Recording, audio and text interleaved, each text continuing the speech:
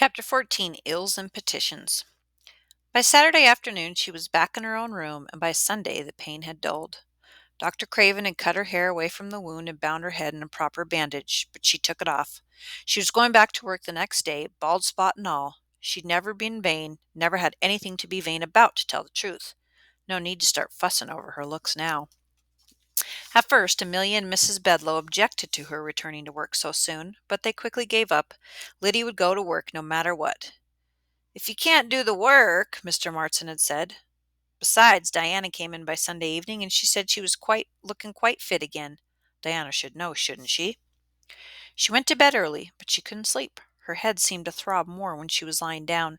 She thought about her family. Suppose that cussed shuttle had killed her, or put out her eye. What would they do? And Diana. What was Liddy to think? She hadn't dare ask about Dr. Craven. Diana hadn't explained why she sent for him instead of Dr. Morris, who usually cared for the girls at number 5. Dr. Craven seemed as good a doctor as any. Better. He didn't leave a bill. The curfew bell rang. Amelia came to bed. Betsy did too, though she kept her candle burning, studying into the night as she often did. At last she blew out the light and slid down under the quilts. Then it began, that awful tearing sound that Liddy would come to dread with every knotted inch of nerves through her whole silently screeching body. Finally it stopped. "Betsy, I do wish you'd see Dr. Morse about that cough," Amelia's voice came from the next bed. "I'm a big girl, Amelia. Don't nag." "I'm not nagging. If you weren't so stubborn—" "What would he tell me, Amelia? To rest? How can I do that? I've only got a few more months to go. If I stop now—" "I'm going to stop." "What?" There was a sigh in the darkness. "I'm leaving. Going home." "Home?" I've come to hate factory life. Oh, Betsy, I hate what it's doing to me. I don't even know myself anymore. This corporation is turning me into a sour old spinster." "It's just the winter." Betsy's voice was kinder than usual. "It's hard to stay cheerful in the dark. Come spring, you'll be our resident saint once more." Amelia ignored the tease. "I've been through winter before," she said. "It's not the season." She sighed again, more deeply than before. "I'm tired, Betsy. I can't keep up the pace." "Who can?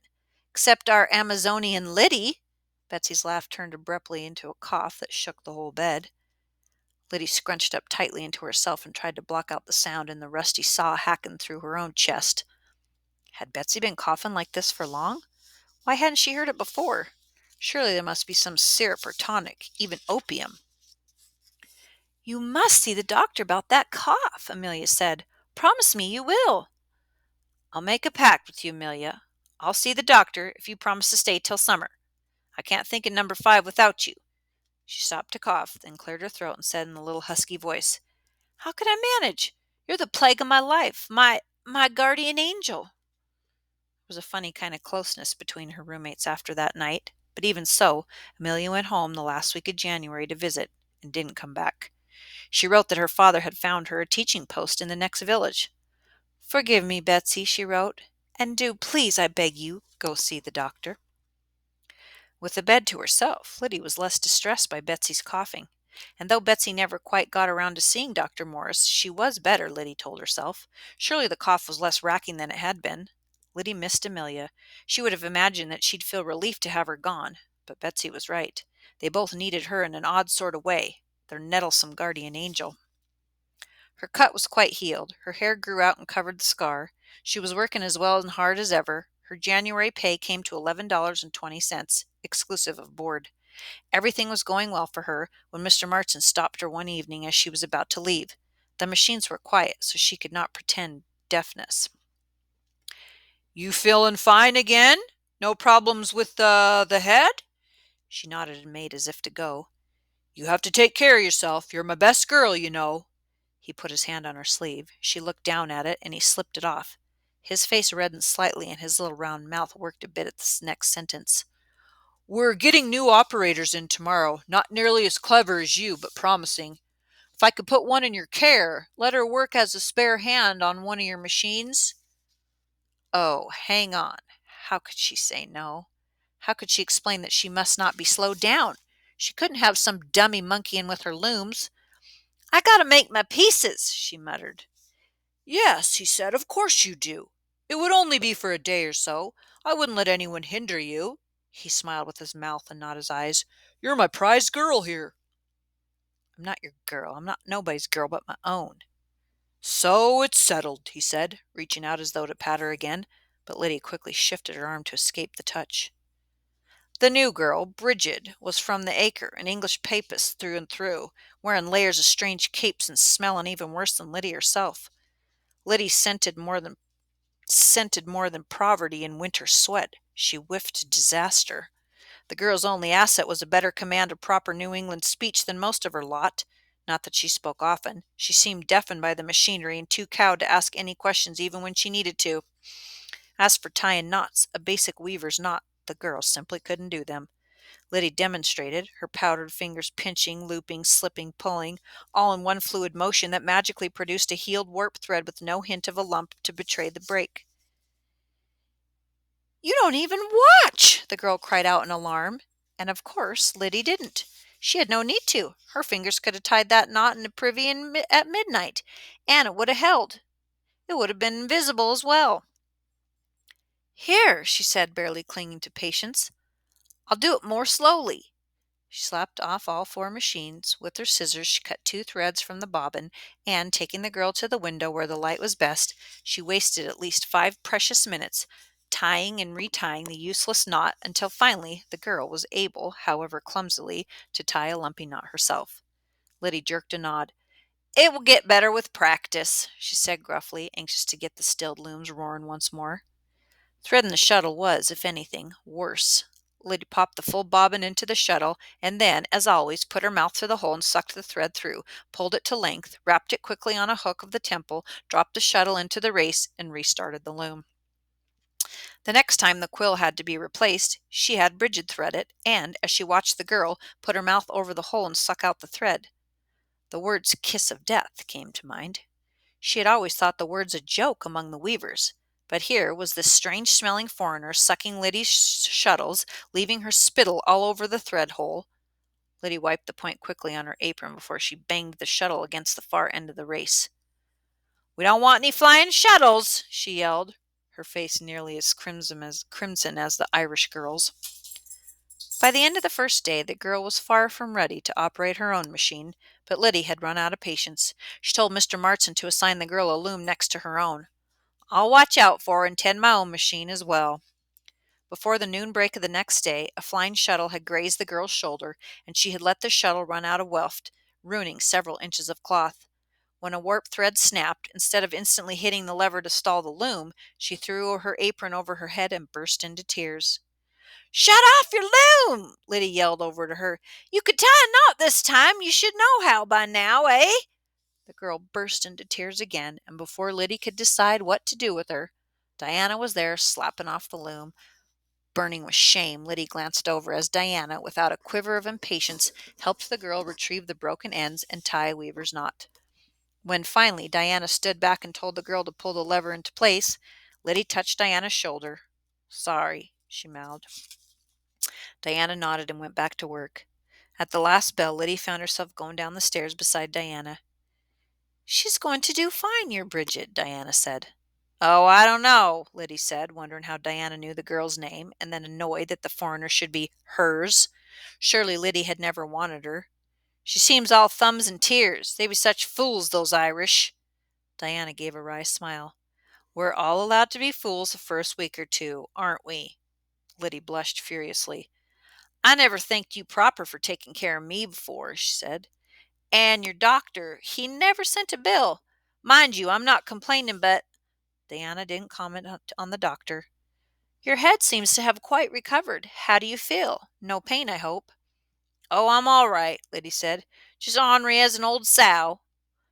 "Ornery enough to add your name to the petition?" Diana whispered. She was teasing her, Liddy was sure of it. "I don't reckon I am ever get that ornery," Liddy said. Betsy signed the petition. One of the female labor reform girls caught her in an apothecary shop one evening and got her to write in her name. Liddy was furious. "They got you when you was feeling low," she said. "They go creeping round the city taking advantage when girls are feeling sick or worn out. Now you'll be blacklisted. And what will I do without you?" "Better go on without a flourish than a whine, don't you think?" But Betsy was never allowed to her imagined exit. She was to be neither blacklisted nor dismissed. Her cough got no better. She asked for a transfer to the drawing room. The work of drawing the warped threads from the beam through the harness and reeds had to be done painstakingly by hand. The air was cleaner in the drawing room, and there was much less noise. Though the threading took skill, it did not take the physical strength demanded in the machine rooms, and the girls sat on high stools as they worked. The drawing room was a welcome change for Betsy, but the move came too late to help. The coughing persisted. She began to spend days in their bedroom, then the house infirmary, until finally, when blood showed up in her phlegm, Mrs. Bedloe demanded that she be removed to the hospital. On Sunday, Liddy went to see her, taking her botany text and a couple of novels that cost Liddy 20 cents at the lending library. "You got to get me out of here," Betsy said between fits of coughing. "They'll bleed me of every penny I've saved." But where could Betsy go? Mrs. Bedloe would not have her in the house, unwilling to bear the responsibility, and Dr. Morris had declared her too weak to travel to Maine to her uncle's. Liddy wrote the brother. He was only in Cambridge, less than a day away by coach or train. But there was a 3-week delay before he wrote to say that he was studying for his final examinations and would perhaps be able to come for a visit at the end of the term. Betsy only laughed. "Well," she said, "he's our darling baby boy." And she fell to coughing. There was a red stain on her handkerchief. "But you sent him all the way through that college of his." "Wouldn't you do as much for your Charlie?" "But Charlie is—" Letty was going to say nice and stopped herself just in time. "Our parents are dead, and he's the son and heir," Betsy said as though she explained everything. Betsy grew a little stronger as the weather warmed, and in April her uncle came to take her to Maine. By then her savings were gone, along with her good looks. "Keep my bed for me, Liddy. I'll be back next year to start all over again. Some day I'll have enough money to go to college, no matter how much the piece rate drops. I may be the oldest girl in the corporation before I have the money again, but if they let women into Oberlin at all, surely they won't fuss about my gray hair and a few wrinkles." "She'll never come back," Letty thought sadly as she watched the buggy disappear around the corner, headed for the depot and the train north. "She'll never be strong enough again to work in a mill 13, 14 hours a day. When I'm ready to go myself," she thought, "maybe I could sign that cussed petition. Not for me, I don't need it, but for Betsy and the others. It ain't right for this place to suck the strength of their youth, then cast them off like dry husks to the wind." He was standing by the front door of number 5 when she came with the rush of girls for the noon meal. "Liddy Worthen?" He said her name so quietly that she almost went past him without hearing. "Miss Liddy?" She turned toward the voice, which didn't seem familiar, to see a tall man she didn't know. Later she realized that he had not been wearing his broad black Quaker hat. She would have known him at once in his hat. His hair in the sunlight was the rusty red of a robin's breast. Several girls nudged her and giggled as they pushed past her up the steps to the boarding house. "I was hoping thee would come," he said. He was so tall he had to stoop over to speak to her. "I'm Luke Stevens." His grave brown eyes searched her face. "Has thee forgotten?" "No," she said, "I'd not forget. I just never expected—" "I wondered if thee would know me in this strange garb." He was wearing a shirt and trousers of coarse cotton jean, the kind of cloth the Lowell mills spit out by the mile. She would have known him at once in his Quaker hat and his mother's brown homespun. "I'm fetching some freight from down Boston way," he said almost in a whisper, glancing over his shoulder as he spoke. "They tend to look out for friends on the road." "Oh," she said, not really understanding. "My pa sent thee this," he said, handing her a thick brown parcel about the size of a small book. "He didn't want to risk the post with it, and since I was coming down Boston way—" She took the parcel from his big, rough farmer fist. "I thank you for your trouble," she said. "It was no trouble." Was he blushing behind that sun and wind-weathered face? How odd he seemed. She felt a need to be polite. "Maybe Mrs. Bedloe could find you some dinner," she said. "We was just coming to eat." "I can't stay long. I'm due in Boston. But I'm obliged," he said. "Well, I'd best be on my way." "Well," she could hear the calls and clatter of the dinner hour even through the closed front door. She'd hardly have a minute to eat her meal if he didn't go.